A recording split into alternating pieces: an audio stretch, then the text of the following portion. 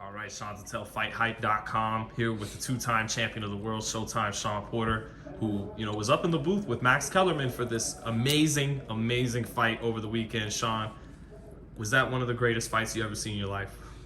Um, let me rewind real quick. The second Wilder Fury fight, no secret it was an all-star cast. Joe Tessitore, Max Kellerman, BK, Brian Kenny was down there. Tim Bradley, we missed him this time.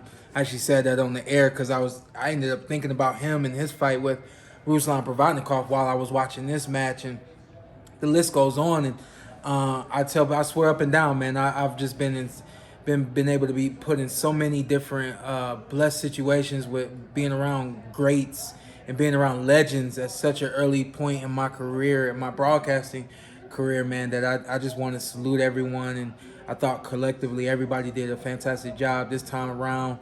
Smaller cast, not as much going on from a media standpoint as the second one, but it still was a lot of fun. And when you fast forward back into the fight, this was definitely one of the best fights I've seen. I wouldn't say it was the most exciting fight I've ever seen, but definitely one of the best fights I've ever seen. Was it inspiring for you heading into that fight with Terence? You know what? Ruslan Provodnikov and Timothy Bradley was inspiring to me.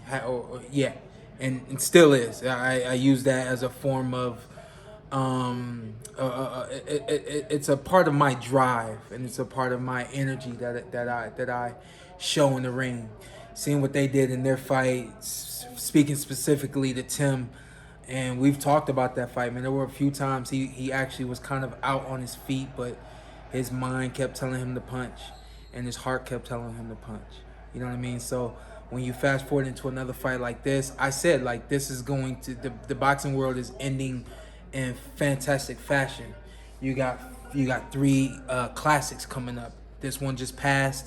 You got another one, myself and Canelo and Plant, and then you got myself and Terence Crawford. Can you let him in, please? Thank you. And so with that being said, yeah, this was a form of motivation in terms of I know that's the bar. And if you thought that was something, wait till you get a load of me. That's always been my mindset. That comes from I think it comes from Batman. I think that's what the Joker said in the first Batman. I think it's that movie. But anyway, he says, where did they get a load of me? I think it's from the first Batman movie, one of my favorite movies. And Jack Nicholson is the Joker, and he says, where did they get a load of me? That's always been my state of mind as a fighter, as an athlete, even doing my commentary, everything. So yeah, in a lot of ways, this set the bar. Where did they get a load of me? And did he get the quote right?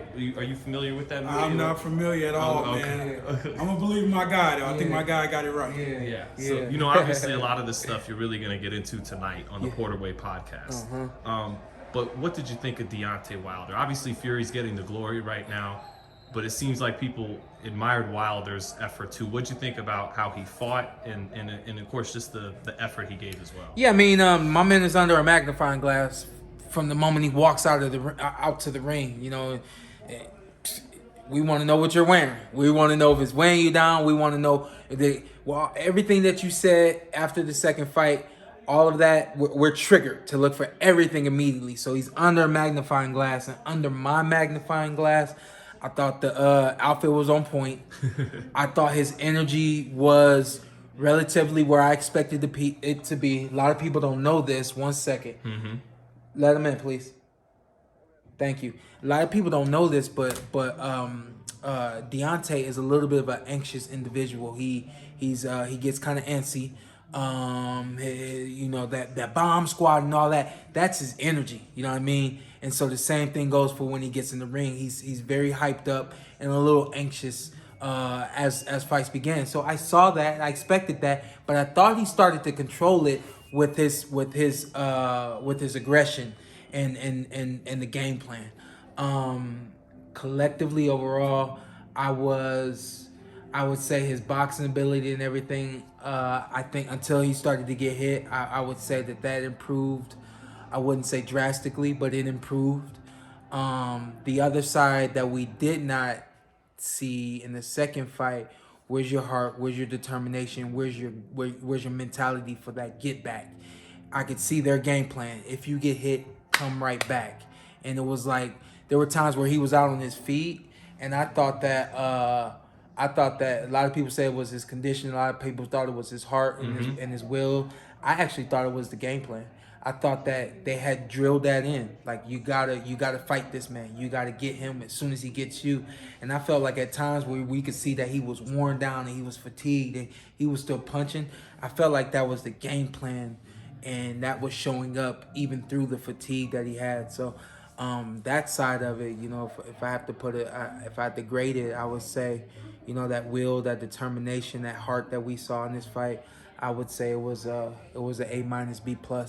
Do you think he'll be the same fighter after that war? You know what? D has the ability to be the same fighter because of his energy and because of his mentality as a human being and also as an athlete.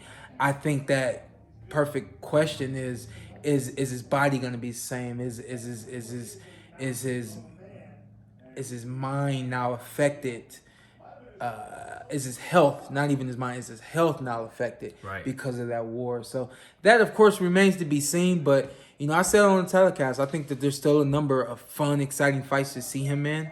And I think now, what at least for myself, what I've done is kind of reverted my mind to not expecting greatness when he gets in the ring, but expect excitement and expect him to, show some fun, be fun, give us something fun to watch, Come on in. Do you feel like if he can still be the same fighter, that he beats any heavyweight not named Tyson Fury? Or would you have to give the edge to guys like Usyk and Joshua? Possibly Usyk. I still believe that he can beat Joshua. I think he can beat Joshua because even beyond his right hand, I think that when you size them up, I just think that there's still there's something in there that tells me he can beat Anthony Joshua even now going through what he's been through. It's been 2 wars. It's been 1 war, but it's those they start to take a toll on your body. And anything you want to say to Deontay? I know you were feeling for him. I know that's your man. Yeah, and I'll say it on here just in case he happens to not see it or hear it on the podcast. The Porter Way podcast. I got some notes written down there. Specifically to D. Never stopped believing in you. Never stopped caring about you. Never stopped hoping the best for you. I have a job to do, and I can't ignore that no matter who it is. I had somebody text me. I was broadcasting Malik Montgomery's fight, my dad's fighter's fight, and somebody texted me during the fight like, "Yo, what are you talking about? He's beating this dude." I have a job to do. If he's beating this dude, but I see some things that can improve, or I see some things that this other guy's doing, I'm gonna shed light on everything. So with that being said, I tried the best I could to be fair to UD, to be fair to Tyson Fury, to be fair to anyone in the boxing world at all times. I'm never out to make anyone look bad. And with that being said, man, salute to you, salute to your family, salute to your team. God bless you guys. Thanks, Shawn.